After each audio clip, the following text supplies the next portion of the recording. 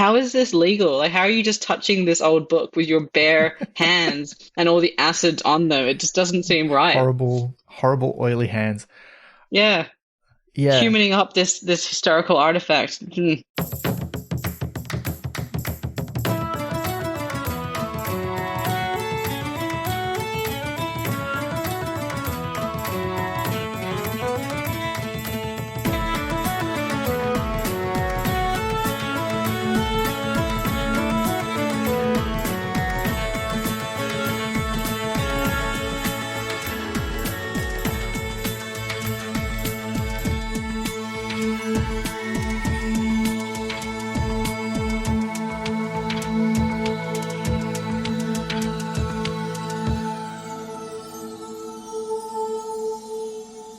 Hi, I'm Mr. Flux. I'm Ben McKenzie. Welcome to Pratchett, the monthly Terry Pratchett Book Club podcast. Each month, we discuss one of Terry Pratchett's books or short stories, usually with a special guest. Well, this month we're doing none of that. We're discussing all of his books and short stories in the form of the ultimate Discworld Companion, and we're doing it sans guest. Yes. And we are talking about not just all of his other books, but multiple editions of this one, because there is more than one Discworld Companion. It's both a lot and also, weirdly, not that much. I don't know. How do we describe this, Liz? What are we even doing this month? Was this a bad idea? What do you think? I guess we'll find out, but we are basically doing the exact opposite of the thing we normally do while still talking about Terry Pratchett. So That's true. That's true. It felt weird not to do the companions. And look, speaking as someone who was a teenage Terry Pratchett nerd back in the day, not before it was cool, because it's never been cool. No, are you no longer a Terry Pratchett nerd then? No, I'm a bigger Terry Pratchett nerd than I've ever been in my life. I just remember, so when I was getting into it, I was a teenager and I was buying the books as they were coming out. And when this book came out, I was like, yeah. And I feel like I need to set the scene a little bit, right? Because this was the 90s. The version that I bought came out in 1997. And I think I bought it when it was newly out. I missed the first edition of the Companion. It wasn't a book that they kept in print because they knew it would go out of date. So when they did a new edition of it that came out, it was kind of not even a new edition. This is the interesting thing about this book is there's been 4 kind of major versions of it. But they've also revised it in little ways when they've done new prints of the existing ones. So the one that I've got, or the first one that I've got, because I've got 4 different ones, is the original Discworld Companion, but it's the updated version. See this I'm showing Liz on the camera here. It says updated in the corner. So it's the same title of book, but they're trying to make sure it's new. It's got new stuff in it. And look, that one, it was back in the day before we had, the internet was just becoming a thing. This is 1997. So the internet was around, but websites were still picking up. The .com bubble had yet to burst. I probably got my history slightly wrong there, but it was around that time. And there was a lot of stuff going on news groups. So if you wanted to, you could go on and you could download the annotated Pratchett file. You could download the quotes file. And this was how, nerds, this is how we disseminated stuff in those days. We didn't have wikis. We didn't have any stuff like that. Instead, you would go onto a news group, which was a text-based discussion forum, and people would compile a text document of all the nerdery about whatever thing you were nerdy about. I remember I contributed to the Red Dwarf one. There was a Red Dwarf FAQ. And that was the big thing, is you made an FAQ, and there is a Discworld FAQ, or there was. You can download the older version of it. And then there was also the annotated Pratchett file. But there was this wish for something bigger. And that's kind of what this was. And these kind of books were everywhere, particularly for TV shows. I think I bought 4 different editions as they revised and expanded it of the Red Dwarf program guide, which was a book that had every episode of Red Dwarf in it. Not the scripts, although they did also publish some scripts, but here's a synopsis of each episode. Here's some of the best gags. Those things were a classic. I could talk about this for hours. Sorry, Liz. I realize that I'm rabbiting on here. Oh, it's okay. You're going to hear about my Lord of the Rings books next, so you get your moment. I'm excited about that because I was never into, when I was a kid, I was into lots of books, but none of the books that I were into were big enough before Discworld that they had those sort of peripheral books. You know, like you really just had the novels and sometimes, a short story collection or something. But you didn't have like a companion volume for a lot of the stuff that I was reading, because I wasn't reading Lord of the Rings or big famous fantasy series. I was reading weird stuff. And I was reading the Discworld, and then this book came out, and it was like those books. And there was this joy in them where the program guide ones were the best, because I remember the X-Files one had this thing for every episode where it said, "Don't be in the teaser." And it kind of describes the scenario of something horrible happening to someone before the title sequence. They all had like that sort of tongue-in-cheek, where we know what the tropes of this show are, and we're going to lean on those to tell you about every episode. And so they did that for the TV shows. And then they had this for the books. And instead of like having every book and having a bit of a synopsis, although there was an unofficial guide to the books that was published that was like that, this instead is like, I mean, like the anecdotes in the book talk about Pratchett's love of encyclopedias. This is like an encyclopedia of the Discworld. It's like, here's a alphabetical list of stuff from these books. I was absolutely charmed by that story in there, which I've definitely heard before, but had forgotten about, when he was like helping out in the library at his school, and they threw out all the encyclopedias, and he rescued them from the skip, thinking, I've done a good thing, and he fixed them up with tape and everything, and they threw them out again, and he retrieved them again, and then he was like, stop from being a prefect the following year. And I'm like, what are you, like, you can't throw out encyclopedias. It seems illegal. Like, I've got back in Adelaide a whole bunch of really out of date Encyclopedia Britannicas, but like some knowledge doesn't go out of date. So like you can't, like, what do you, like, you just hold on to them forever. It's just, so I completely understand that instinct. And I love how much this is formatted like that. It's formatted like all the encyclopedias I grew up with. It's formatted like, well, like the Reader's Digest book of Mysteries of the Unexplained, which was a book I read as a kid, where it's just in order, different categories. You can, like, I did the thing as a kid of reading it front to back. You don't sort of go between all the different entries. But the Lord of the Rings books, like, so I hadn't read Lord of the Rings. I was a child when the movies came out, and I was totally obsessed when the Fellowship of the Ring like landed in the cinemas. I went and watched it on Boxing Day. I didn't see many movies at the time, and I begged my parents to let me go see it again. Like, I wanted to go spend my summer holiday sitting in the cinema watching this 3-hour movie again, and they said no. But my mum came home with a copy of all 3 books in one volume, which, as you can imagine, is like 1,000 pages worth of book. Yeah.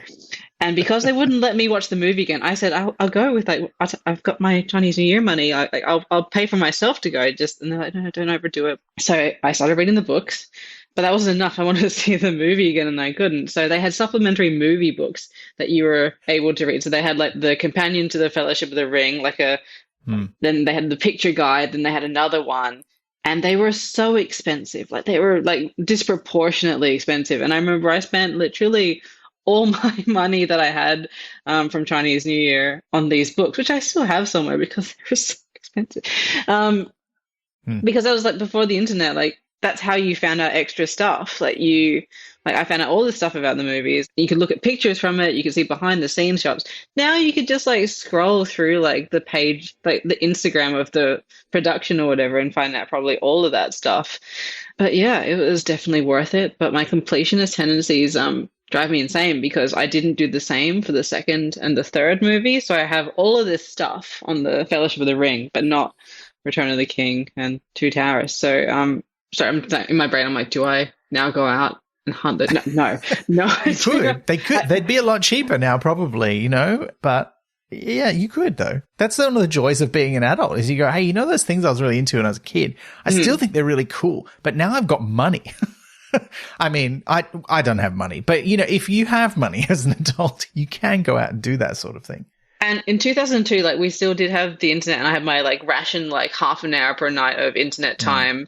And there were websites where you could look up pictures from Lord of the Rings. So I remember I had a specifically rewritable CD-ROM so that I could download photos of my favorite characters and save them into folders.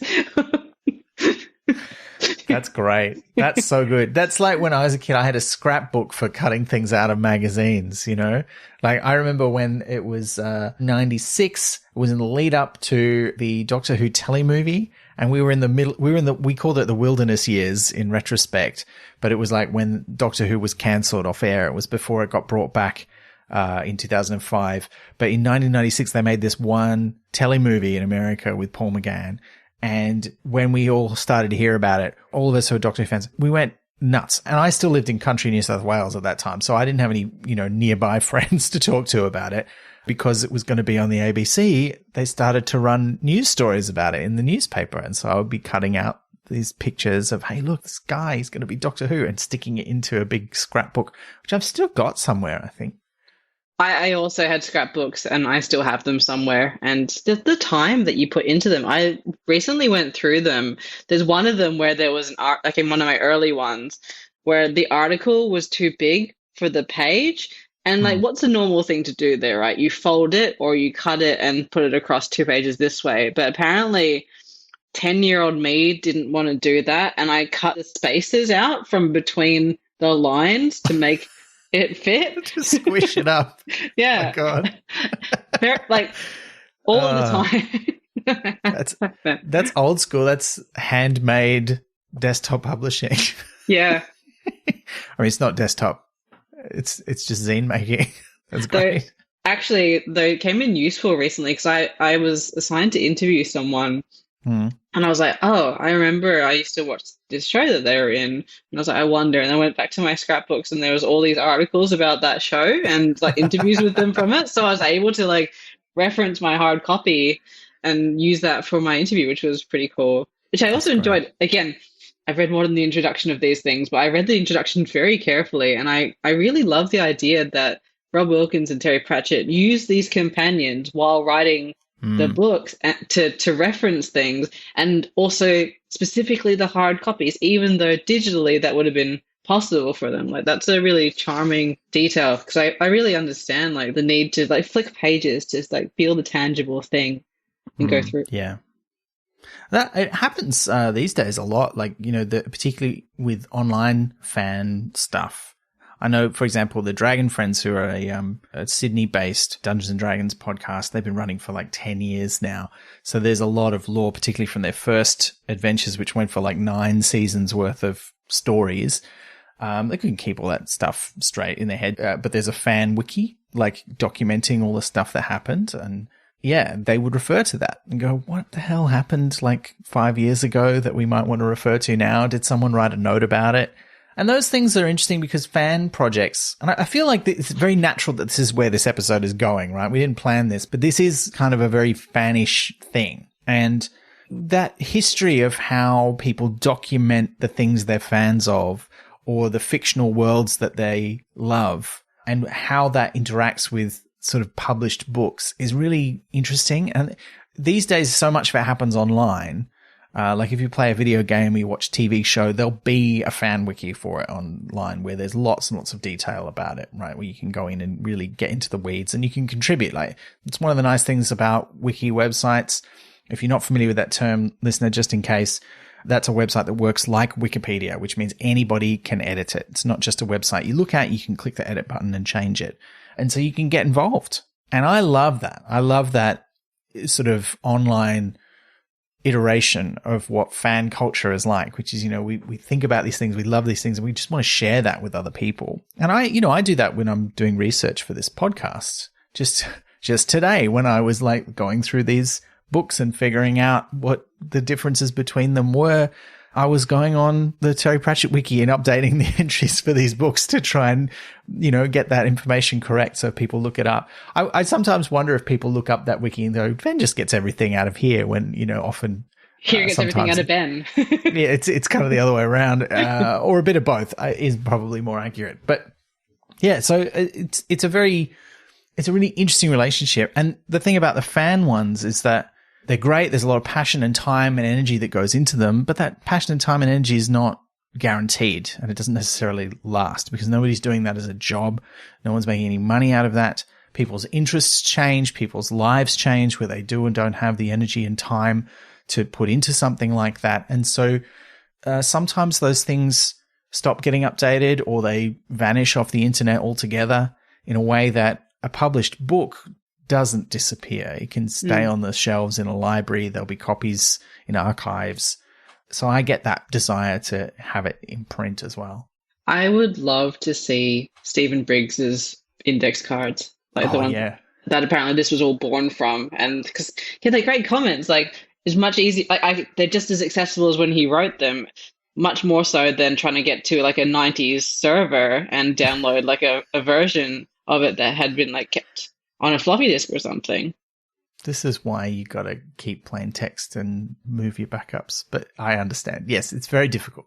And I think that the existence of these books is great. It's wonderful. And we're just doing one episode about all of them because they are all essentially the same book. It's just that they get updated and changed over time. We'll talk a bit more about that. I've got a question about that. Mm-hmm. But we should talk about the actual book, though. So why don't I read the blurb and then we'll kind of describe what the book is. We've already kind of described it as an encyclopedia, but we'll get into its content and we'll talk about the kinds of things that are in it and some of our favorite bits. But let's read the blurb. I'm going to read the blurb. Now, we're kind of using as a default the Ultimate Discworld Companion because that's the currently in print and available one. But you might have one of the older ones, which we'll talk about. And Liz and I also, one of the things that the support that our lovely subscribers give us has allowed us to do is to get the Dunmanifestin edition of the Ultimate Guide. It's actually subtitled, its official title in the book is the Ultimate Discworld Companion Expanded Edition. So it does have extra stuff in it, but it's also very lavish and wonderful. We'll talk more about that because that's the version you've been reading, Liz. But I'm going to read the blurb from the standard Ultimate Discworld Companion. The absolute, comprehensive, complete and total, all-encompassing Ultimate Discworld Companion, fully illustrated by Paul Kidby. The Discworld, as everyone knows, is a flat world balanced on the back of 4 elephants, which, in turn, stand on the shell of the giant star turtle, the Great Atuan, as it slowly swims through space. It is also the global publishing phenomenon with sales of over 70 million books worldwide. But who's counting? There's an awful lot of Discworld to keep track of. But fear not, help is at hand. For the very first time, everything, and we mean everything, you could possibly want to know has been crammed into one place.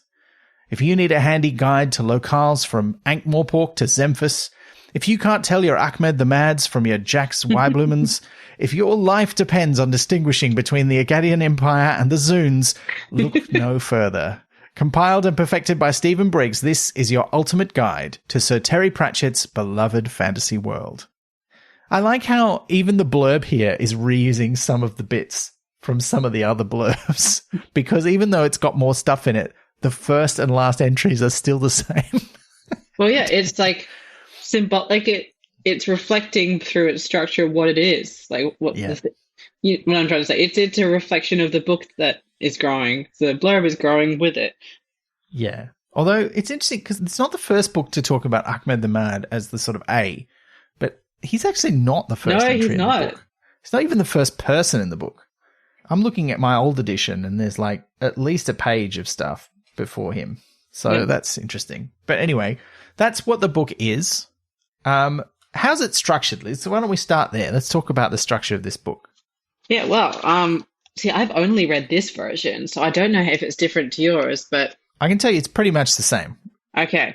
All right. It's got it's got a little bit of extra stuff at the start and it's got some extra entries, but mostly it's the same. Well, Terry Pratchett quote at the beginning, then it has some information about the people involved, and it has introductions from each of them. Well, interestingly, the edition you're looking at, the Dunmanifestin one, has got an extra introduction from Rob Wilkins, which is not in the standard edition. The standard edition just has the one from Stephen Briggs, which is itself like one of the interesting things about this, like looking at the older editions and sort of mapping the changes it goes through. His introduction is basically the same. He's just sort of tweaked it and added to it a bit. Like I thought that was really. I'm like, he's like, it's fine. Why would I mess with this? I'm like, it's a fair question, Stephen. Yeah. I think you're right. Don't draw legs on a snake. It's fine. Yeah. I still love that expression. It's great.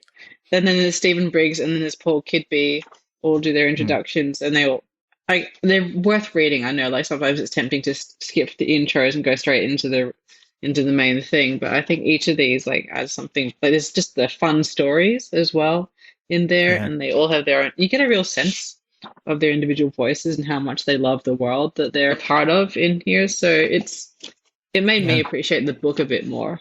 I agree. I learned some new stuff from it that I had forgotten or not learned in the first place. Like, we all know the story. We've talked about it many times on the podcast that Pratchett wanted his unfinished novels on his hard drives to be crushed by a steamroller after he died. But this book says that wasn't the only option. The other option was they could be fired into space. And they were like, probably shouldn't fire a rocket up into space from Wiltshire. That might get us into trouble. So we'll go the steamroller. Yeah. And I didn't know that. I don't think I'd read that somewhere else. I don't think it's even in the autobiography. Yeah, same. That was new to me, but I was kind of like, I folded that into my mind, being like, maybe I just forgot that. But I knew the steamroller bit. Could they have, like, sent it with Katy Perry? Like, I guess there's no opportunity to, like, hurl it into space from that rocket. But no, but considering who else was on that rocket, someone would have kept it and sold it off. Like, I don't think, I wouldn't trust those folks. I mean, some of the people on that rocket were probably all right, but there was on the other hand, being on the rocket kind of discounts you from being all right in a way. It was a steamroller far more achievable, but I love the scope of his like commitment to those files never being seen. Yes. Yeah. Yes. I appreciated that too. Yeah. The little touch of Terry calling Stephen Bosworth instead of Boswell, and the little footnote about it. I just thought that was cute. You know, like, it's just a little insight. Yeah, it's an insight into the kind of nerdery of these men and the kind of relationship that they had. That's just, it's cute. And it's very British. I think that's the other thing about this, is that this is a very British book. I mean, obviously, so are all of the Discworld books that it draws on, but yeah, it just feels like the kind of thing that only Englishmen would write. I love the idea, like, because like Paul Kidby talks about the relationship he had with Terry Pratchett, like quite briefly, but he packs a lot in, and just the idea of him, like Pratchett going around to help him clear his pond as well. I'm just like, like, which of my friends would I go around and help them clear their ponds? Like, it's a short list. I'd help clean your pond. Yeah, I'd help clean your pond too. You're on that short list, but I mean, there's because that's a commitment. Like, I mean, it also sounds like a euphemism when you put it that way, but it's not. We're talking very literally. Yeah, well, it's because it's very British. Like, yeah. While they chat about new ideas. Yeah, because I mean, obviously, ponds get scum. Yeah, I'm not going to get into the depths of why it would be unpleasant to go around and clear someone's pond, but I feel like it's a marker of friendship, which is nice. Yeah, I like, and some of the little details of the things that they used to get up to when there were signings and stuff. Quoting films that they like.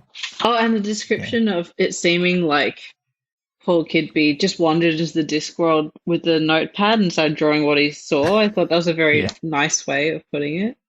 Yeah, it's fun. And look, the little notes, I'm just looking at the things that I tagged in here. The way that he talks about spoilers, he says, like, not a word we knew in this current context when we wrote the first companion. Now, the first edition of the first companion came out in 1994. I think I've got that right. Yes, August 1994. I can tell you, fan circles we knew about spoilers, but I think maybe they were more a thing for Australians, right? Because we were more worried about them for when you congregated as fans. Like, you weren't going to accidentally get spoiled for a book, right?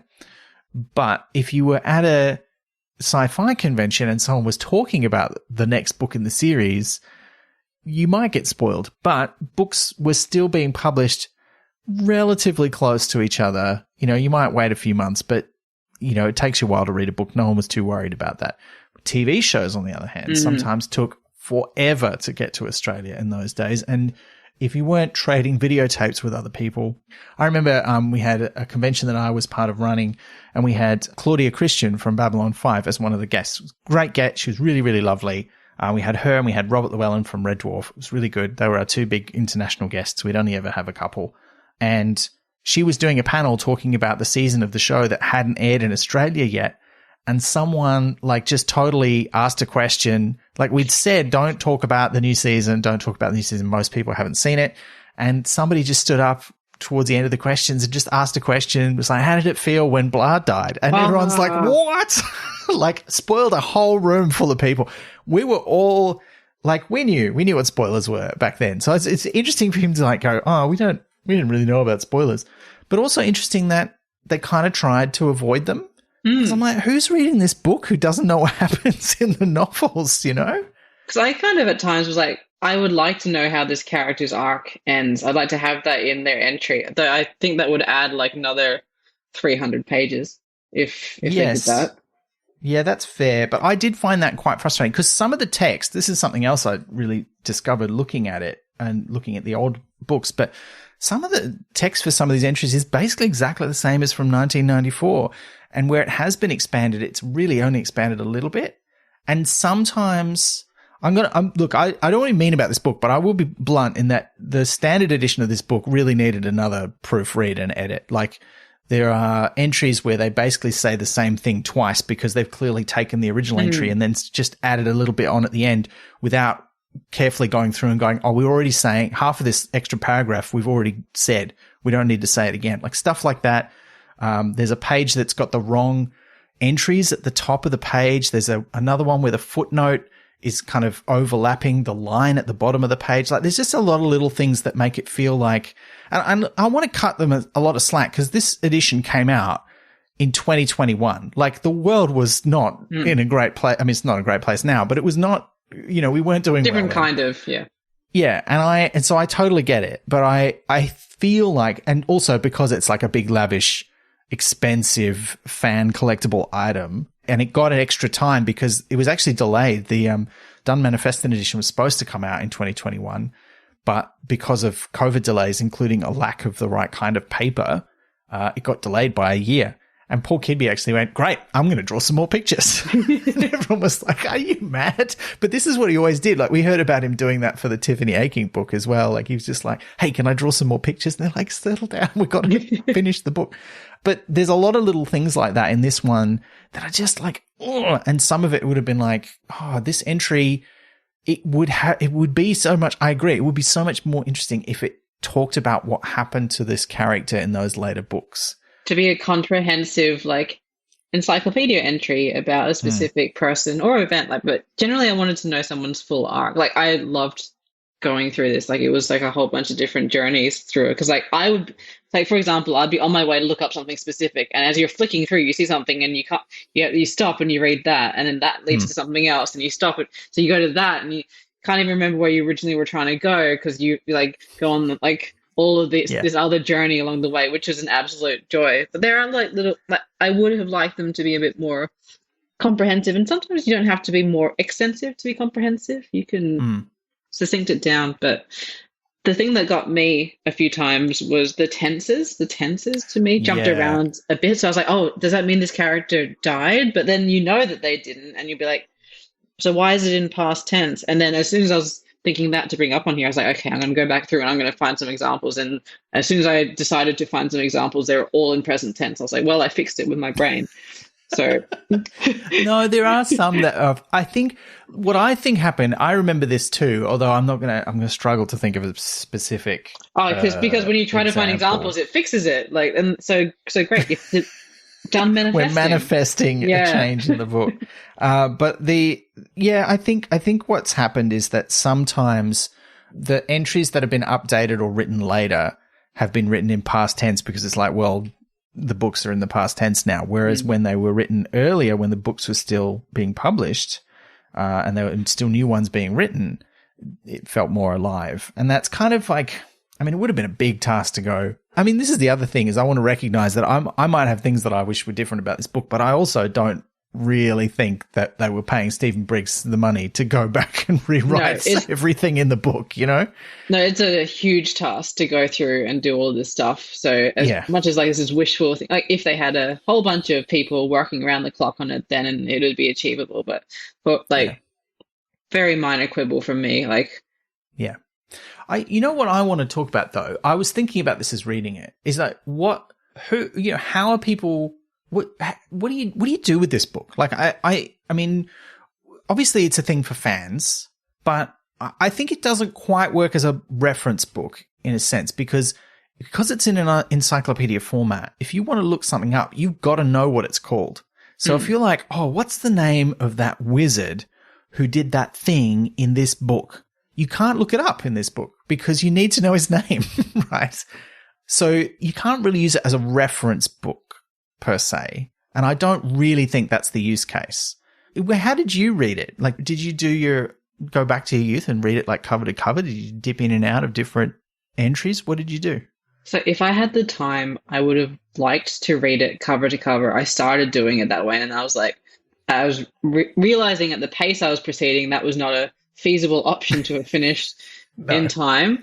No. But I reckon I will go back and try and do that, maybe just slowly in the background of reading other books, because I think, to me, the joy of this as a fan was it reminds you of things that you've forgotten, and also it gives you little like kicks about things that it's like revisiting old friends in a lot of ways. So like it was fun to go and read about the characters that you know and love. So like I really enjoyed the Nanny Ogg section, and I went on a little dive through the Leonard of Quorum section and the Mona Ogg and her family.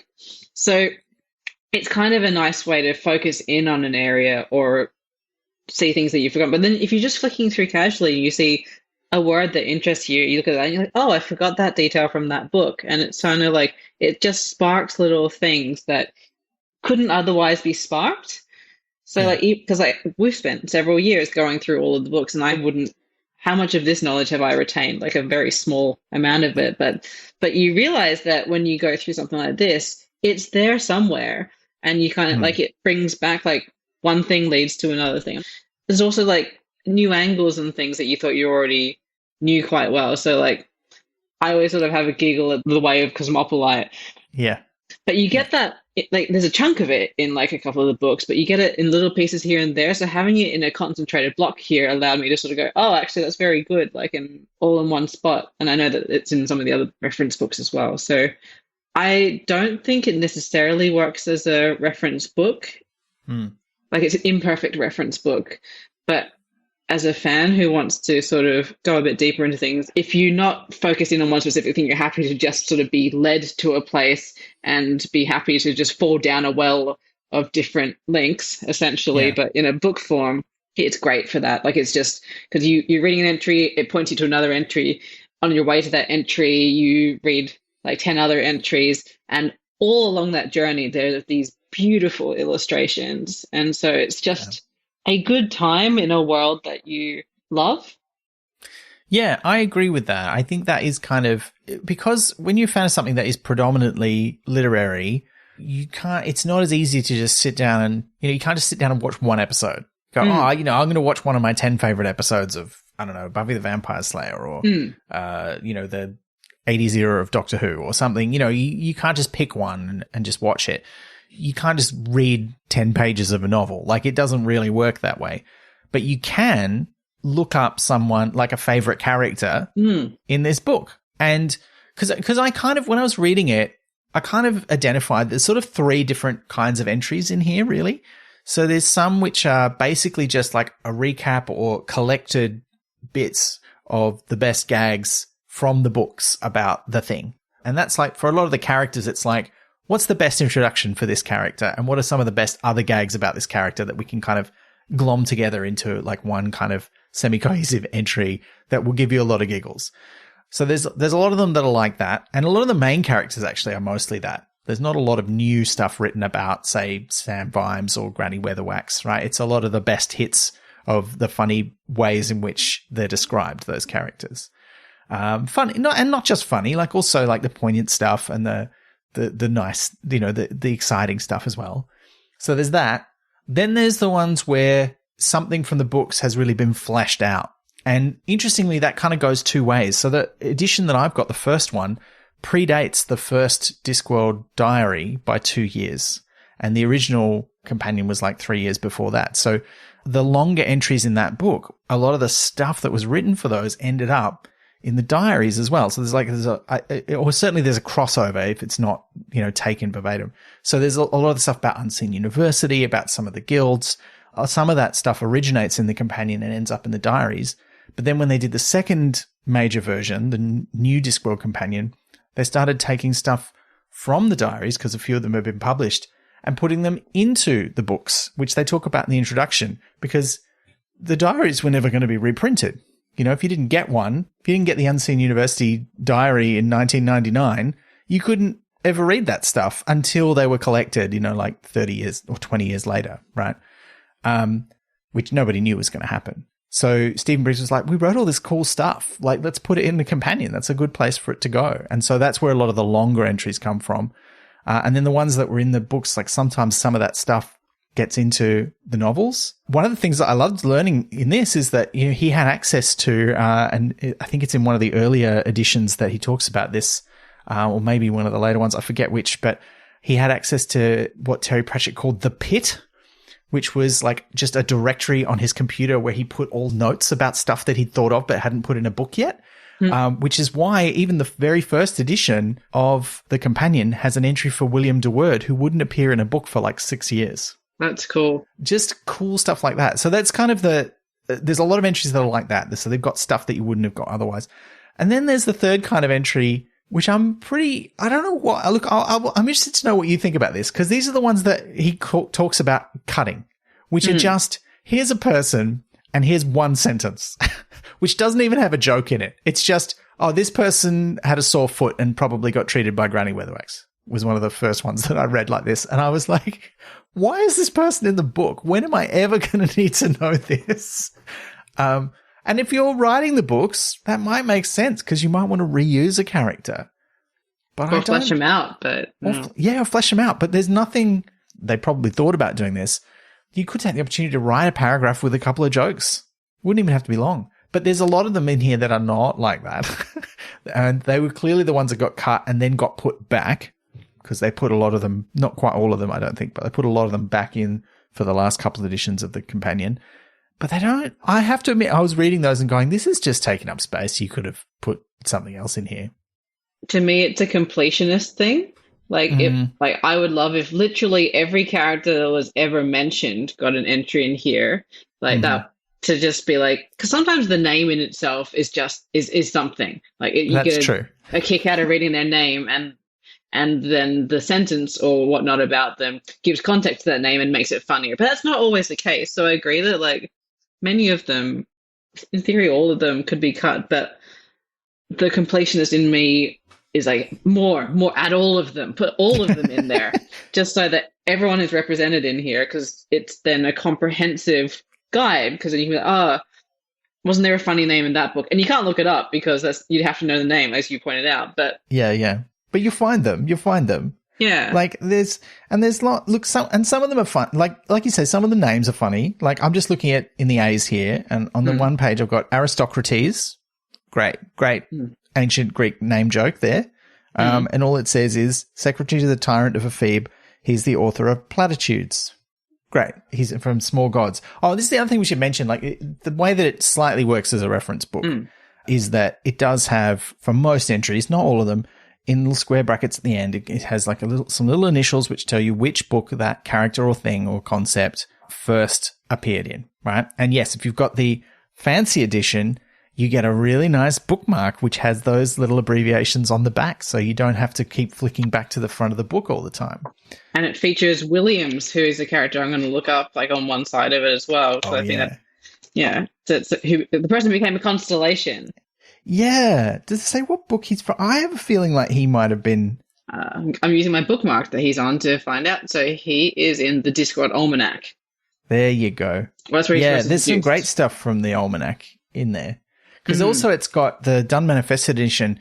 It's got these beautiful kind of like starfield pages for each letter. And it's got a constellation of the Discworld as the text for the letter, whereas the standard edition just has like a line from one of the books about one of the entries that's in there. Whereas, the fancy edition's got these extra bits of, here's a star sign.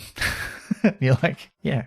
But to your point, like there's one entry that just says, Judy, a gnome, works reluctantly with Chaz Slumber from the Theatre of Cruelty. So, like, I don't really get anything from that, but I'm glad that it's there because I want it to be comprehensive. I'm like, if this person was in a book, I want them in this book. So yeah. My problem is, because I've worked on so many fan wikis in my time, that I was reading a lot of those entries and just going, okay, that's the first book they're in, but that's not the main book where you find out about anything about them, if I go and look up that book and read it thinking, oh, great, I'm going to learn more about so-and-so, I'm going to be real disappointed because they're hardly in it, which is the case for characters like Detritus or Detritus. I recently listened to our first episode again, and we spent some time arguing about whether we should pronounce it which way.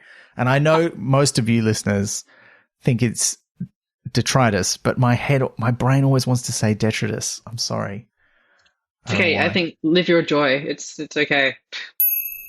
While we're talking about things missing from the companion, one thing I would have loved to see were guides to how to pronounce all of the names. Now, of course, you can go and listen to the audiobooks, and that does give you an official answer, but I would have loved to have seen it written down. And this is something that Stephen Briggs has written about for the stage adaptations, so it's maybe a surprising omission. Plus, also, I recently found myself watching a mini documentary about recreating the voice of Richard III. And while it was very imperfect in how they did it, it talks about how pronunciation has changed so much even in a short period of time. So I still think you're wrong. But that's fine. That's fine. But maybe at some time in the 1500s in Middle English, you were correct. And there's a fun fact that I found, like how because they had a scholar on there. He was so... Oh, was he talking like in real Shakespearean English? Well, because basically they were teaching an actor to say some things actually like that would have been spoken by Richard III in the same accent and cadence that they would have expected from the time. And he was really good because he could just slip into the different eras with no problem because it was his area of study, the guy who was teaching him or helping teach this actor. But the thing that I took away from that was most interesting, other than they promised to replicate the voice of Richard III, a physical impracticality, because they're like, oh, look, his larynx. I'm like, you cannot. Anyway, the bad science aside. The soft bits that are not preserved are very important, yes. But I understand. But knowing from like what's likely of a person of his status at that time, they didn't do good approximation. Anyway, the way that they figure out how things should have been pronounced, one of the methods is looking at poems and how things that look like they should rhyme don't, because like back in the day they would have rhymed, so they figured it out that way, which I thought was very interesting. Great. That's all cool. of which is to say I still disagree, and I think it is detritus. but I respect your right to say it however you like. Yeah. But I mean, if you read the entry for detritus Thank you. and it says GG at the end, you're going to go, oh, great, I'm going to go and read Guards. And he's not in it that much. I mean, he is in it a bit. Like, you will learn a bit about him. But if I saw GG, I would have said, good game. Yeah. Sorry. But if you really want to know about him. No, it's fine. But if you really want to know about him, you start with Men-at-Arms, right? That's sort of the book where he really comes into his own. I mean, he's in other books along the way too. And that's part of the difficulty of making the decision about how you write a book, because you can't, I think this is why these kinds of books are a lot rarer now. Unless they're really lavishly illustrated. Like, they still make ones like the one that you got for Lord of the Rings, right? You still get your sort of Star Wars visual dictionaries and all that kind of stuff, because they can show you all these images, and then they've got like, cutaways and behind the scenes and, stuff that they made but didn't make it into the film. Like, that's a good place for them to put that stuff. And sometimes it's easier to do that in print, particularly when it's very visual, than it is to do it, in video, which is what all online content now is. People don't look at pictures on the internet nearly as much. But I think it's kind of textbook has kind of been, I wouldn't say replaced, but it's sort of been supplanted by those sort of fan wikis and official websites where you can link to things, which, like I was saying before, they don't necessarily last, which is a real shame. Grouping our criticisms of this together, like criticisms issued with love about this, what it seems we both want is actually it would be great if it were longer and had more resources hemorrhaged into it. Oh, yeah. So, I but think, no one's going to make that. That's why fans do it, right? Yeah. But really, like, all of it would be solved with if the entries were longer for everyone that was in there, if every character was in there, and if they had just had a team of editors and proofreaders in there sort of like finessing everything. So, like, my vote is that they should just get a bunch more resources and make it twice as long. The ultimateur. Yeah. Discworld Companion. The original working title for this was the Absolute Discworld Companion, but they changed it. I think Ultimate's better. But it's just such a good time. And like, so I've got it open on the page for Alberto Malik or Albert Death's Companion. And it's just such Yeah. a good, because that's one of the things that I enjoy because I had it in the back of my mind. I was like, oh, there was a thing when they revealed that his backstory and all of that. But that sort of detail had slipped away from me. And it was just really nice to see it all in here, as well as a description of how he looks, which has the great line. He has a red nose which drips so much that people talking to him blow their own noses out of sympathy, which is just Yes. like because you can see it, like you can absolutely see it. And then there's this wonderful drawing, like a full page illustration next where he's like doing oats while surrounded by cats. Like it's just, Yeah. see, it's beautiful. Basically, I just want every entry to be at least that long. Yeah, but well, like I said, though, I think that's the joy of this is that, you can sit down with a book, like, which is different to looking up, the L-Space wiki on your tablet or your phone or a laptop, right? You can sit down with a book and you can flick to a page and you can read a short bit about one of your favorite characters or places, or a place that you don't even really remember because the book that it's mostly in you read like 15 years ago and now you're being transported back there. And I think it works so well because a lot of it is repurposing the prose from the books. Like a lot of it is not new gags, but that's not the point of it. The point of it is kind of like we've remixed this stuff that you've already read into a short entry. You can just kind of just get it in your brain, just get a little, oh, this is fun, I'm enjoying this kind of moment, which I think is just, yeah, it's a lot of fun. It's nice. It's basically like a nice alternative to doom scrolling. So like Yeah. usually in life you're either purposefully doing a task or you're just doom scrolling or a version of that, whereas this kind of is a beautiful space in between where you're not in there being like, I have to accomplish a thing, I have to do a thing, I don't have to read and know all this stuff. You can just do something without purpose that is interesting and nice and somewhere that you like being. Yeah, you heard it here, folks. Next time you want to doom scroll, pick up your copy of the Ultimate Discworld Companion and just flick to a random entry and have a read instead. You'll have a much nicer time. Absolutely. I do love a good like Wikipedia leap through as well. Like, you look up a thing that you're interested in and you go to a new link and you go to a new link. But there's not horrible places to end up in this book. So it's a nicer version of that. You don't end up at psychology 90% of the time either. Oh, yeah, that's the thing, isn't it? Yeah. That's the whole thing, yeah. Yeah, that'll have to go in the episode notes. Don't worry, listener. Yeah. We've got you. We've got you. Yeah. But I want to go back to, you mentioned the illustrations, because that is actually probably the biggest change between this edition, the Ultimate Edition, especially the Dunmanifestin edition, and the previous ones. So the previous ones had illustrations by Stephen Briggs. And in fact, each edition had a very different cover as well. So the original one had Josh Kirby art of a bunch of the different characters all kind of hanging out together. And then the second one had an illustration by Paul Kidby, which I am pretty sure was not originally done for the book. It was one of his earlier drawings of the librarian holding the octavo, and they used that as the cover. And then the third one, which is called Turtle Recall. Right. We'll come back to that. Yeah. That's got an illustration, certainly the edition I've got, and I think it's the only cover.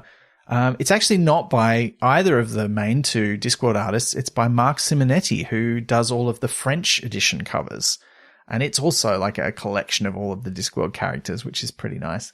And then we get to the ultimate one, and it's Paul Kidby. But then they've also replaced all of the interior illustrations and added a whole bunch more with Paul Kidby illustrations. So originally in the first one of the other joys about it was you got to see visually all these things that you hadn't seen before. So there's all these little drawings of things. I mean, I say all these, there's not that many of them, but there are things like, the first time you would see the coats of arms of the various guilds, and there'd be this sort of, ink or pencil drawing by Stephen Briggs of the coat of arms. And then there's other little artifacts. There's occasionally, like there's a death timer. There's a couple of characters, but not many. There's in the entry for deities and supernatural beings. I'm just flicking through the original one. There's a picture of the false noses that Blind Io wears to appear as different gods. Just little stuff like that. And that's all been replaced with a lot more Paul Kidby illustrations, and a lot of them are ones you have seen before, but I think there's something like 80 new ones. I don't know where I'm pulling that number from, but there's definitely a lot of new ones in the standard edition where it's all kind of pencil work mostly because it's all in black and white. But then the Dunmanifestin edition, it's wealthy with pictures. Oh yeah, and they're full color, and some of them are full. Like I remember, one of the ones that really struck me when I was looking through it was the full page illustration of Sybil Ramkin. It's just like, oh, what a gorgeous illustration that is. But there's so much good stuff in there, and it's a big change. And look, I think if you get a chance to have a flick through one of the earlier editions and look at some of the stuff that Stephen Briggs drew, there's a real, like, Stephen, if you listen to this, and you might, because you did notice that we were doing an episode about this, but there's a real charm to his illustrations. They're not the same style, but they do remind me a little bit of Pratchett's own drawings when you see some of his early pictures of like Rincewind or the illustrations for the original edition of the Carpet People. There's something about them that are a little bit like that, and they're very nice. I like them. So it's a little bit sad that they're gone, but the Paul Kidby. I'm gonna have to borrow your copy so that I can have a look at them. Yeah, I'll show you. I'm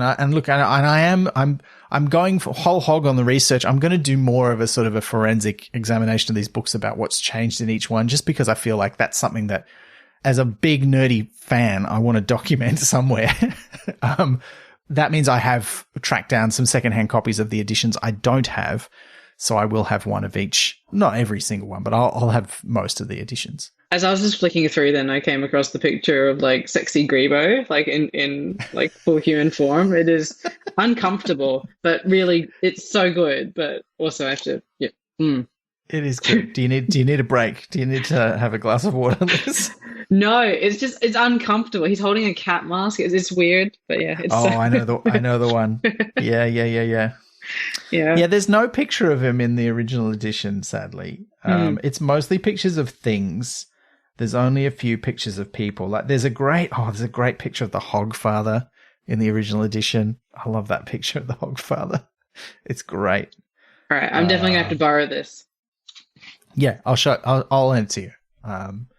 Although my Discworld Companion, my 97 one, is signed by Terry Pratchett. And I should share what he wrote. He wrote, "To Benjamin, in your heart, you know it's real."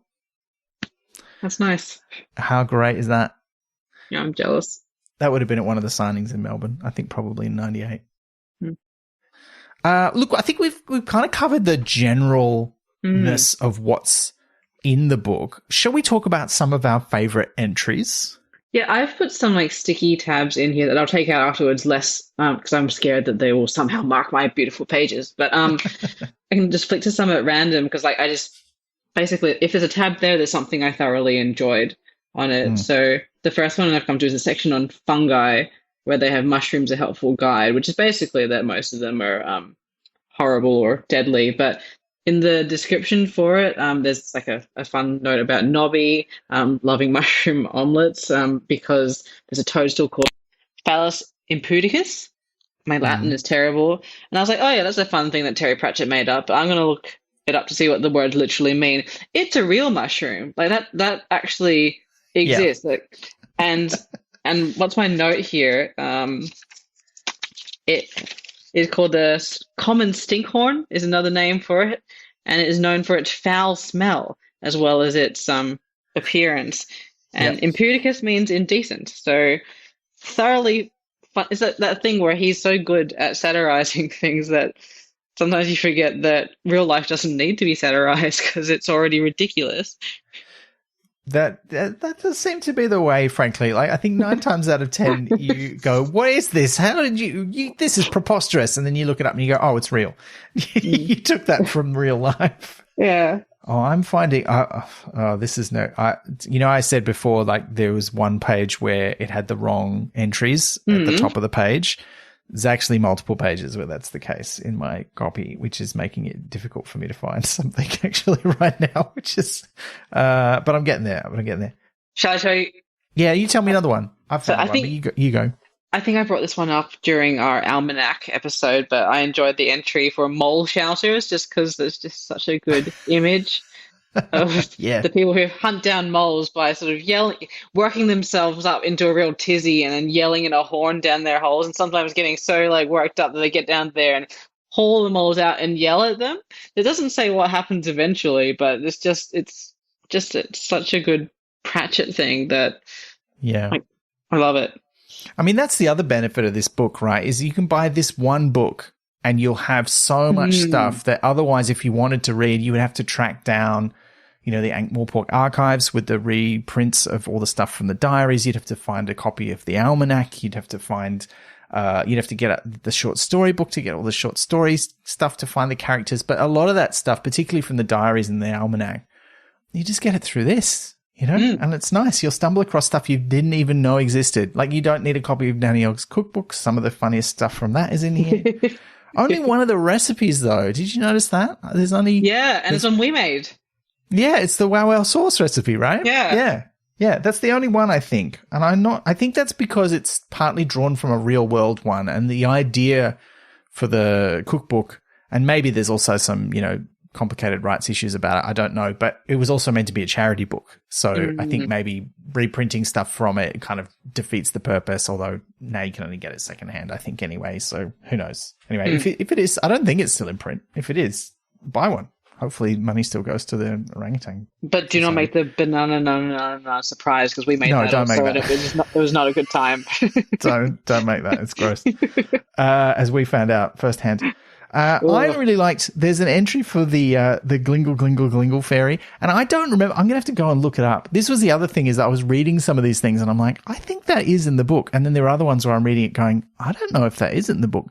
But the Glingle Glingle Glingle fairy is the fairy, and I think this is in Hogfather, but I'm not 100% sure. Like, there's that glingle, glingle, glingle noise whenever, a fairy appears, or like something that someone mentions as a belief pops into existence. And the glingle, glingle, glingle fairy just makes that noise, but then also throws confetti in the air to make the sparkles when a fairy appears. It's just a delightful bit of nonsense. Charming. I really like that. Yeah. I was trying to look it up on my book to see if there's an illustration. I really liked, some of the list entries I really enjoyed. For example, probably my favorite one, and this will come as very little surprise to people who know me, is the list of games mentioned in the books. And this kind of stuff, this is catnip to me. This is like, okay, here's a category and here's all the things that have been mentioned. Like, there's like lists of like birds, there's lists of just meals? I don't think there's specifically a list of birds, but there's a list of animals. Yeah. There's foods. Operas, that's one of my favorite ones as well, where they list all the operas, so you get to see all the different jokes in the names together. And that's great, because like, otherwise you got to read the whole book to get them, because they don't just list them all. They're sprinkled throughout, and then through some other books too. But yeah, so the games list has got all the games, including Barbarian Invaders, like from the Barbarian Invaders machine, Crockett, Cripple Mr. Onion, of course. Dead Rat Conquers, Exclusive Possession, like all this stuff that's like, oh yeah, and most of them are just a name, but occasionally where there's a bit more information from the books, there's like, a short sentence reminding you what it was. So some of those list articles, I enjoyed those. Yeah, and as you say, it's a treat to have them just gathered conveniently for you in one section, and you can be like, that's... Yeah, because the operas, I hadn't really registered. Actually, this spread out across a whole bunch of different books, but especially Masquerade. But he's really gone to town on, like, they're not all the most common operas that he's spoofing as well. Yeah. So yeah, it's a good time. That's good. Yeah, and there's a list of plays as well, which is great, because like a lot of them are obviously Shakespeare-inspired parodies, but then there's other ones as well. Like, there's a lot of those are a good time, those lists. I enjoyed that. Any other favorite ones or weird ones? Flick to a random page. Oh, well, not a random page, but a random tab page. Oh, yeah. So this is another one that I think possibly was in the almanac in the art section. Still life with cabbage, broccoli, both green and purple sprouts, kale, an elderly couple being attacked by a werewolf. Yep. That's 100% where that's from, and it is glorious. Yeah. But yeah, there's a big color picture of it, and it's so good. The couple do not seem to be that perturbed about being attacked by a werewolf, which, good for them. Yeah. Let's see what else we got. I was trying to rein myself in from tabbing everything. Oh, the Annoya page is great as well, because there's a full page color picture of her And I think there was details in there that I hadn't registered about, like specifically the line, the other gods also want her to do stuck zips, which she is thinking about. Yeah, that's right. That was funny. I think that might be in that Tiffany book that she shows up in, because that's when she reveals like she used to be a volcano god, which is why she smokes all the time now. Yeah, with a sparking cigarette as well. The library entry is great, not least of which because it has a lot of the stuff about the library from the Unseen University diary in it, including the declaration you have to read aloud when asked before you're allowed to take books out of the library, which is one of my favorite bits. I won't read that out in its entirety. I mean, this is the other thing, right, is that this book, unlike a fan wiki, which can't just reproduce a bunch of text from a book, right? Because you're breaching copyright. Like you can do a little bit here and there. You can do a little quote, but mostly you got to put stuff in your own words. And that's fine if you're using it as a reference work. And if it has like, if it's referenced, like if they say, here's a bunch of information about this character. You'll find more in this book and this book and this book. You can go and look up the original yourself. But because this is an official book, you can just reprint the stuff. You go ahead. Like, let's take the whole joke, the way Terry Pratchett wrote it, and stick it in the encyclopedia entry, and you can enjoy it all over again. It's great.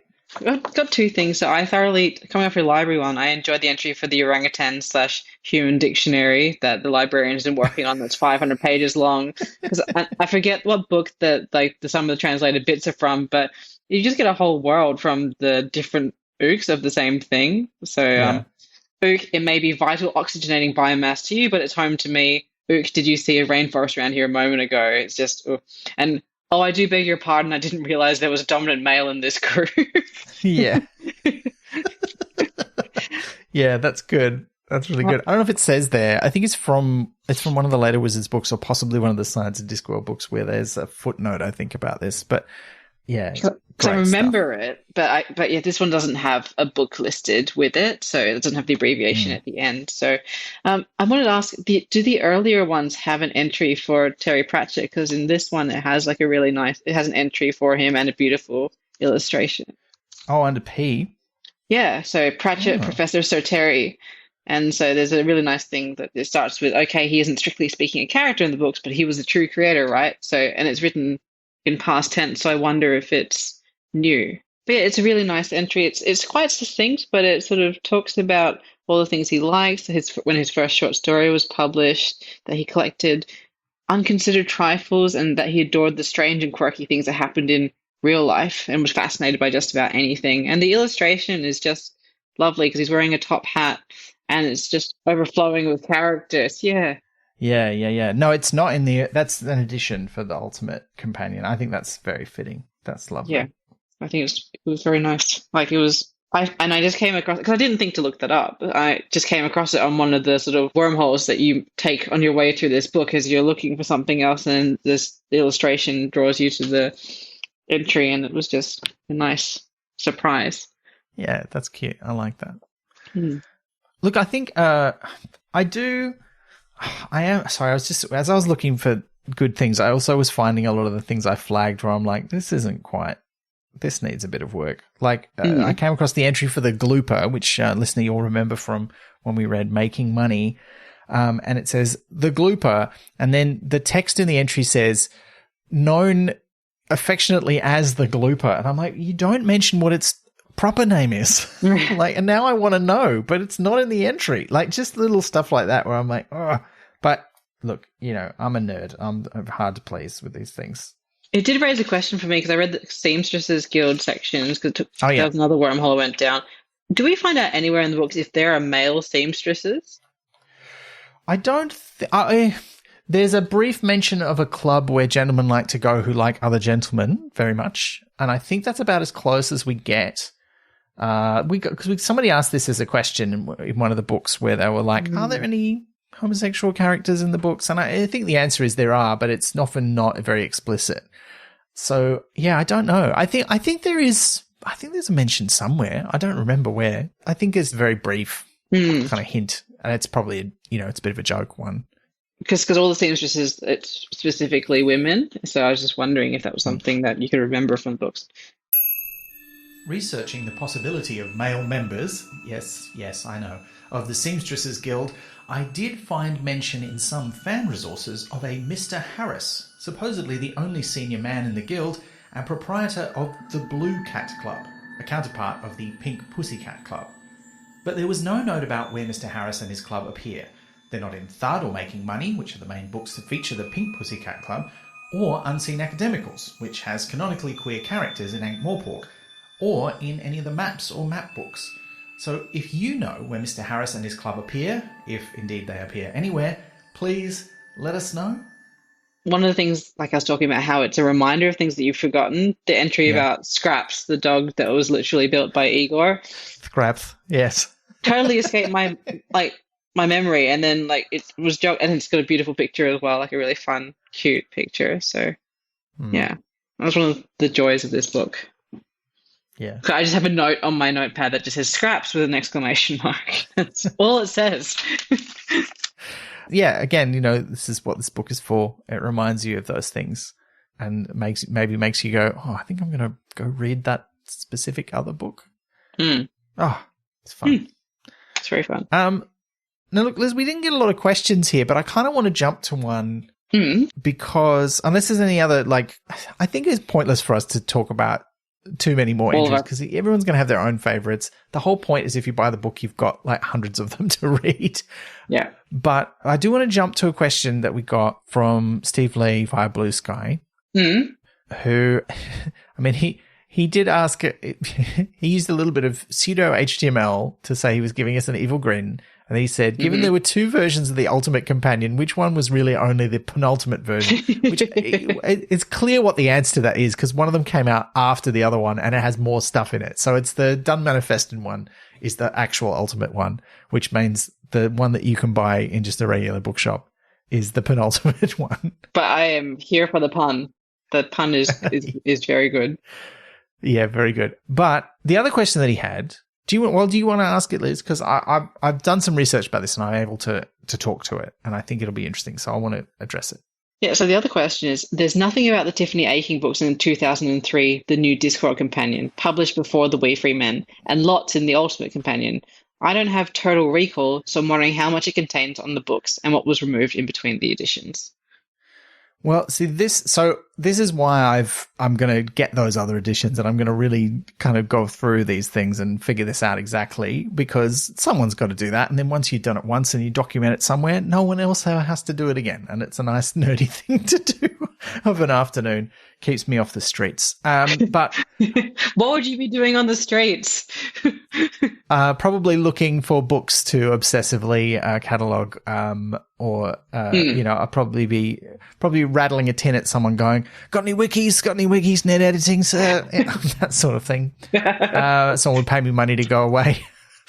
But look, I can talk to this. There have been several editions, right? By my count, there's kind of 1, 2, 3, 4, 5. There's 5 kind of major editions, and there's a couple of other revisions. So the first one was the Discworld Companion. That was in 1994.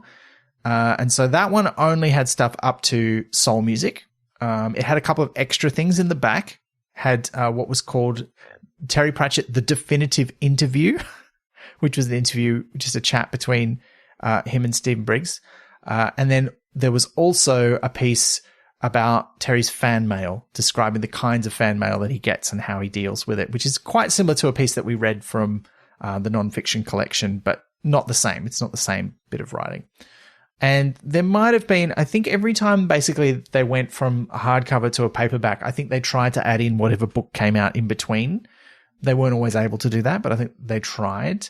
And I think that first book, though, was current up to soul music.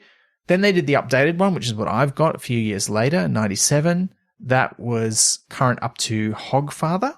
And that changes what's in the back of the book. So it doesn't have the bit about fan mail, but instead of the original interview, it has a thing called The Definitive Interview 2, The Author Strikes Back. But this is where what started to happen was more books had come out, like quite a few, and they had a lot of main important characters in them. And in order to keep the page count reasonable, this is when they started to remove minor entries. So that first book is like, it's got everyone we can think of that might be interesting to a reader to hear about, even if it's just like one sentence. And then the second one comes out, the updated edition, and they're like, we got to take some of that stuff out to make room for the new stuff. And he refers to this as being like that gravedigger in Nightwatch who's talking about having to move the bodies around. Which is great. But that's the updated Discworld Companion, right? It's just called the Discworld Companion, but it has updated written on the cover. Then there's the new Discworld Companion. Now, Steve, this is the one you're talking about. This was originally published in 2003. The hardcover was current up to Nightwatch. So that's the version. I'm assuming you've got the hardcover, because the information I've got, and this is the edition that I don't have, but the information I've got is that when they published the paperback version, the We Free Men had come out because it was the next book, and it does have stuff in it from the We Free Men, but that's it. That's the only Tiffany stuff it's got in it. That was where also they started to put in stuff from the diaries, because there weren't any diaries in 1997, but they started adding it in the new Discworld Companion. And then there was Turtle Recall. So this is like our fourth version of it. Yeah, Turtle Recall, the Discworld Companion so far. You'll love this, Liz, because on the cover it also says complete and up to snuff, because it had all the books up to snuff. There you go.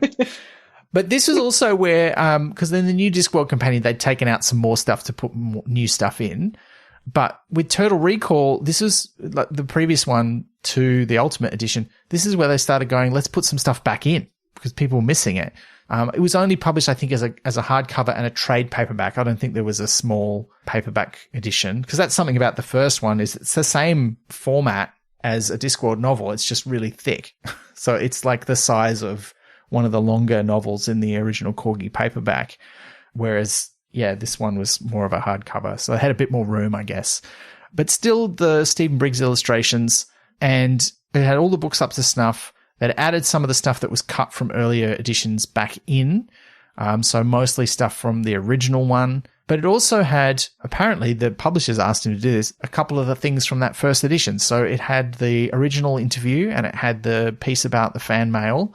And then also that edition, Turtle Recall, has a set of rules for playing Cripple Mr. Onion. Yes, and we've talked about trying to play that, and I think it seems like it's going to be too hard. Well, no, I think we can make it. I think we could do it. I was reading the rules actually when I was researching this, because I found the online ones. So the original online fan version of the rules wanted you to use 2 decks of standard playing cards, but like one French, one Italian. So you had 8 different suits. And there are a couple of decks of cards you can get that have 8 different suits. I've got one. There's another one I found out about recently, which I'm going to get as well. I think it would be very doable to play with those. Okay. This feels like a good bonus episode for the subscribers. Yeah. We might do this sometime. We'll try playing it, and we'll do an episode about it. But it's me crying the whole time as I try to understand. Well, it's the main complicated thing is how the hands work, because the hands are complicated. But it's basically a mashup of poker and blackjack. Oh, I can play both of those, so great. Yeah, so you're trying to get as close to 21 as you can, but you also want to do it with as few cards as possible. And then there's different ways that those cards combine depending on how many cards you've got. There is a betting version of the game, but you don't bet against the other players, you bet against the dealer. So it's an interesting mix. And then it's got all the extra cards, and there's a whole bunch of variations. Anyway, the original fan version was 2 decks of cards. The version that they modified for Turtle Recall just uses 1 deck of tarot cards. Because it does use some of the major arcana as well as the standard cards. So it's interesting. I don't think I want to do that, because I literally watched a horror movie about how if you use tarot cards wrong, you'll die in the way that the tarot cards depict. So, so that sounds awful. It was awful in different ways, but yeah. But that was Turtle Recall, but because it's got up to snuff, it's got a lot of Tiffany Aching stuff in it and those extra things. And then finally we get the Ultimate Companion. And the interesting thing for me about the Ultimate Companion is that while they've really tried to stick as much of the A to Z encyclopedia stuff back in as they can, it doesn't have any of that extra stuff. So it doesn't have the interviews, it doesn't have the Cripple Mr. Onion rules. It's really focused on mostly the encyclopedic content, which I think is probably the right call. Like, it felt a bit like a weird grab bag to include that stuff in the other books. But it's nice that those rules for Crook of Mr. Onion did see print somewhere, which means they will exist in somewhere. Anyway, so that's sort of like a bit of a potted history. And then the difference between the standard Ultimate Companion and the Dunmanifestin one, as we alluded to before, is that they have added some more stuff about the Science of Discworld books. Because it says this in the introduction, they consider those to be of questionable canonicity. Like, is it really true that characters from the Discworld traveled to Roundworld and interacted with some version of Roundworld? I always thought the answer was clearly yes, but apparently, and I have to assume this was Pratchett's position as well, not necessarily. Like, maybe that was all just a bit of nonsense that doesn't really interact with the other books. And so any of the stuff from those books, along with the things from some of the later spin-off books in the fancy edition, the Dunmanifestin one, they have a nice gold outline to show that they are borderline canonical. Yeah, you can just lift those right out of there or put a sticker over them, which I would never do. I thought it was very respectful that they gave them a gold outline. Like, they could have given them just a plain, crappy outline, but no, it's like a very fancy gold one. Yeah. It's a nice gesture. Yeah. So yeah, there's a fair bit. Now, I haven't gone into too much detail about how much Tiffany stuff is in Turtle Recall, but it's got plenty of stuff from those earlier Tiffany books. But I think there's even more in the Ultimate Companion. Yeah. That was really the main question we got. We did get a few comments. Yeah. So our first one comes from Stuart Peake via Facebook. Favorite would have to be the Dunmanifestin edition of the Ultimate Discworld Companion. Absolutely stunning. I completely agree, even though I have not seen the other versions in person, so maybe I will disagree in time. But it is so beautiful. You can just admire the layout, the pictures, and it feels nice as well, which makes a difference. So, it didn't occur to me until just now that I should have checked to make clear to listeners, can you still get the Dunmanifestin edition of the Ultimate Discworld Companion? And unfortunately, at the moment at least, the answer is no. They produced a small number, and it was pre-ordered through official Discworld outlets, and they're all sold out. You can't get any more. So you might have to pick one up secondhand, maybe go to a Discworld convention, see if one's up for auction. But they are... Yeah, and they're not cheap. It's a real enormous, gorgeous, really fancy book. I'm actually surprised it costs as little as it does, even though it's a lot of money, because it is an amazing piece of work. Yeah, it's got sprayed edges, it's got ribbons, and the paper is really good. And that's just like the physical side of it. Like, it's absolutely stuffed with beautiful illustrations, many of them in full color. It's beautiful. I don't say that lightly. Yeah, it is really one of the most beautiful books I've ever seen. It's quite amazing. So yeah, even if you can't get your hands on a copy to own, if you know someone who's got one, maybe someone will bring one to the Discworld convention. Maybe one of us will bring ours to the Discworld convention. It's your full luggage allowance. Yeah, actually, that is a problem. I don't think we'll be able to bring ours, but maybe someone in Sydney will be very nice and allow you to have a look at theirs. Wearing gloves, I assume, because, you're not going to be able to replace it. But what an amazing book. It's so beautiful. Yeah, not to be like the Richard III documentary again, but in the Richard III documentary, they're going through like one of his like prayer books, and the person is not wearing gloves. And I'm like, how is this legal? Like, how are you just touching this old book with your bare hands and all the acids on them? It just doesn't seem right. Horrible, oily hands. Yeah. Yeah. Humaning up this historical artifact. Anyway, back to our comments. Our next comment comes from London Kiwi Emma via Instagram. Oh God of hangovers. I forgot Turtle Recall existed, which there's just so many good jokes in one line. So that's good. The old God of Bilious, the old God of hangovers, very good. I think there's an illustration of him in here, and it's fun. Yeah. Though, speaking of conventions, someone dressed up as Bilious, the old God of hangovers last time, and it was brilliant. Yeah. It would seem on the surface to be a relatively easy costume, but I think you got to put some effort in. Yeah, to really make it work. And they did. It was incredible. Like the running makeup, the spilled wine, the general demeanor, it was beautifully done. I nailed it. Yes, and Tom Fisher also on Instagram said that Turtle Recall has got to be one of the best Discworld titles, up there with Fifth Elephant.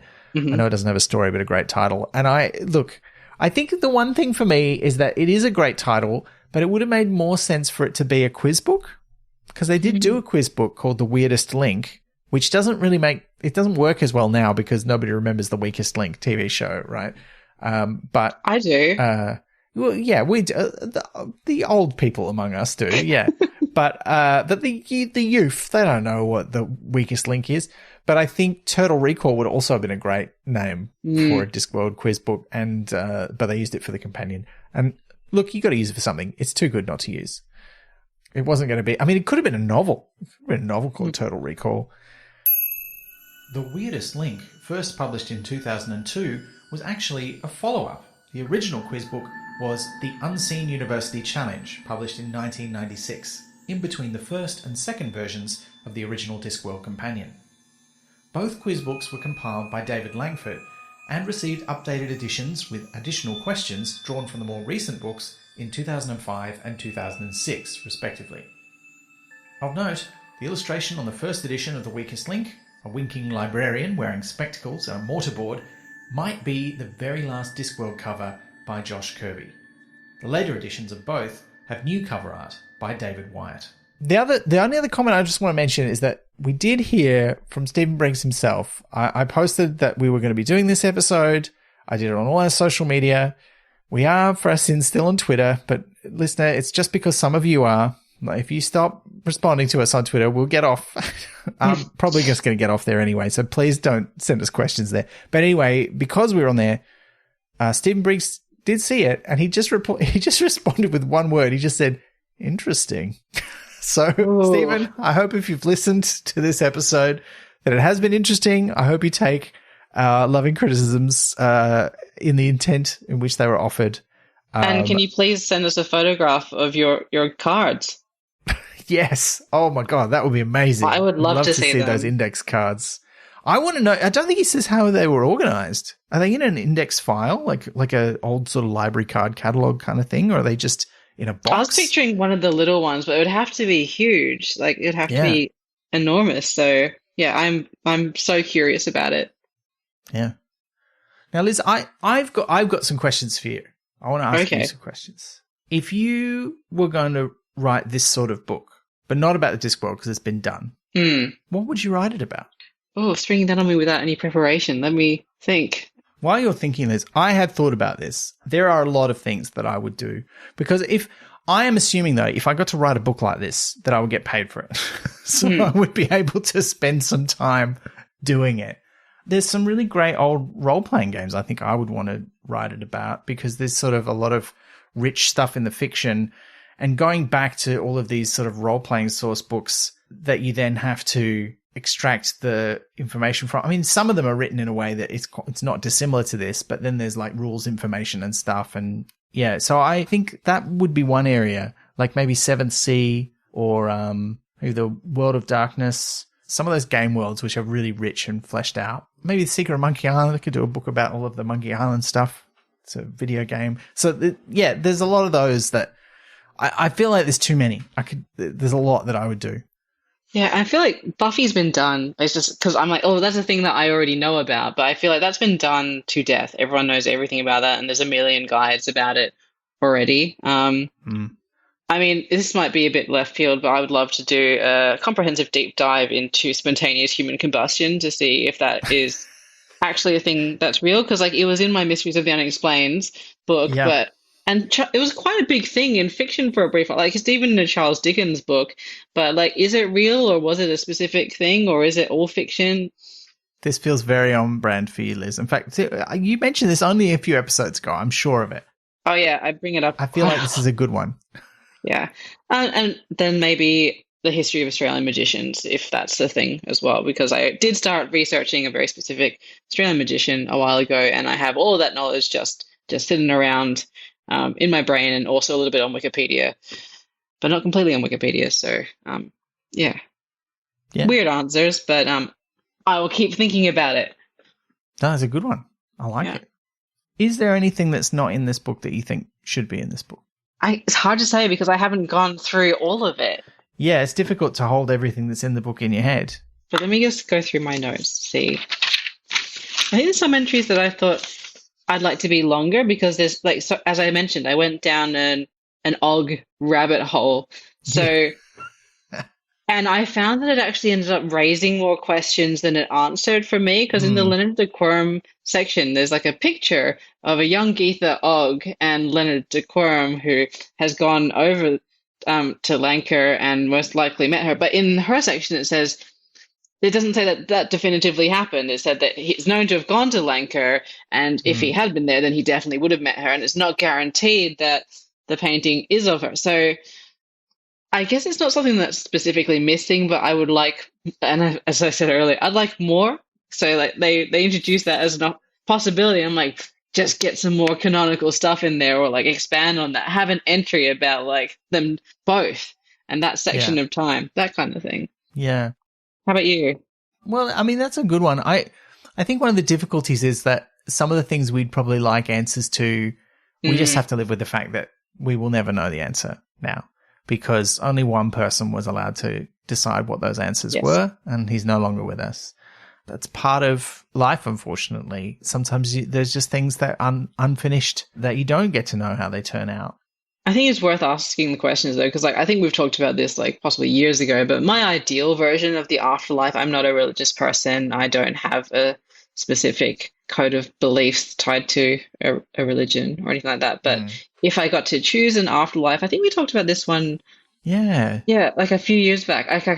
For me, the ideal afterlife would be one where you just get the answers to everything that you wanted to know in life, like where all of your questions are answered. Yeah. I do remember you saying that, and I think that's, I could go for that. Yeah. Like, that'd be nice. And then you just disappear into nothing. It's like, I almost did a spoiler for something. I won't say what, but it's I know what you were talking about. But I feel like then you feel like you're really done. It's over now. Yeah. Yeah. Well, look, we get a lot of answers from this, even if they are mostly ones that we could have got from reading the books, but we won't do that to find them all. So it is a delight. It's a good bit of fun. If you're a big fan, it's fun to flick through. If you are trying to write Discworld fanfic, you might find it useful, but maybe not. I don't know. But that's not really what it's for, so I don't think that's a big problem. It's a good time. It is. It is a good time. I'm just trying to think if there's anything from the earlier editions that I wanted to share. I talked about the Cripple Mr. Onion rules. There's a great bit. Actually, I don't think this is in the new edition from memory, but in the introduction to the earlier one, there's a bit where Stephen Briggs talks about, he briefly mentions the whole Encyclopaedia Britannica incident from Cherry's childhood. He doesn't go into detail about it. He just sort of mentions it briefly. But then he says that Terry Pratchett has a theory about textbooks. It runs, old books are much less misleading than new ones. A book on science published in the late 80s looks new, but can leave you badly informed because it misses out a decade of probably radical new developments. This is reminding me very much of the first Science of Discworld book that they revised heavily when they reprinted it 2 years later. A science book published in 1897, on the other hand, is thoroughly reliable as a historical document. It's much easier to keep up to the century than up to the minute. Yes. I thought that was quite good. Because, you're not going to use it to treat illnesses, but you now know what people thought treated illnesses a century or two ago. Oh, you can still use leeches to treat illness. To start an illness. Okay, you got me there. I don't think that's in this version, because I think I would remember that. Yeah, it's worth... I mean, this is the thing, is that the nice thing about having a book like this that is revised, apart from the fact that they get to make changes, add more things in, is that, also they rewrite the introduction, they think of different little anecdotes, there's new stories, and if you go back and look at the old ones, you find stuff that's not in the current one. So it is worth having a fossick around if you can find any of these books. But I think that pretty much brings us to the end, Liz. Yeah. It's been fun to chat about these books. I'm glad we did this. I didn't know how long we'd talk about them, but I think we found a good sort of medium. Listener, we would love to know, what are your favorite entries? Was there something that you would have liked to seen more of? Do you have a favorite bit from one of the older editions that you want to share with us that's not in the Ultimate Companion? Please let us know. The hashtag for this episode is Pratchett91. But of course, you don't have to use the hashtag. And in fact, hardly any of you do. It was a great idea when we started, but now that most people don't use Twitter anymore, it's kind of become less useful. But you can just reply to us. You can at us on a social media. You can send us an email at chat@pratchettpodcast.com. You can comment on the podcast's entry on our website. You can do any of those things to get in touch with us. We'd love to hear from you about this episode. But look, it will be another episode after this, Liz. And as we inexorably draw closer to our ultimate episode, we are taking in a few things on the way that we haven't covered so far. And we're going to get digital again for the next episode.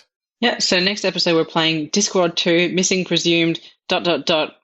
question mark, exclamation mark, or presumed ellipsis, interrobang, exclamation mark. I'm not sure which is correct. Anyway, it's a video game. I'm now worried that I've got the question mark and the exclamation mark around the wrong way in my thing there. I did not look it up when I wrote these notes.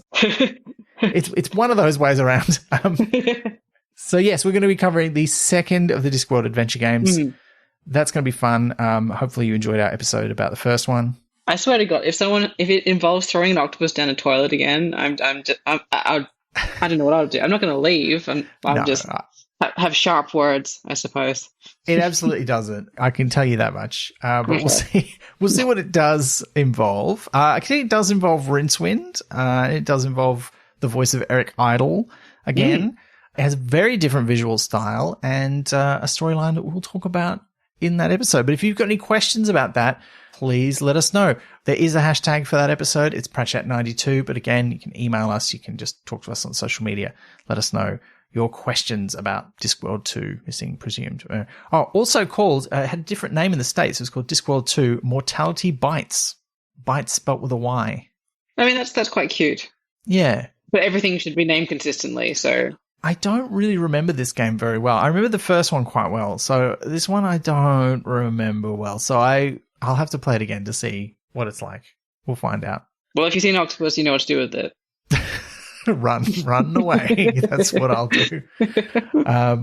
Well, look, that's it. That's it from us. Thank you so much for listening. Thank you for supporting the show. If you're a subscriber, if you are a subscriber and you are listening to our talk of the Ultimate Discworld Companion and you're like, but what does it look like? I recently posted on our coffee page for subscribers and supporters a link to our playlist on YouTube of our secret videos just for subscribers. And one of them is an unboxing of the Dunmanifestin edition. So you can see what it looks like and some of the illustrations and how big it is. So yeah, go and check that out along with some other goodies, including recently I did another unboxing video of a much more recent thing, the graphic novel adaptation of Good Omens. And all the goodies that came with that. It's beautiful as well. So that's a lot of fun too.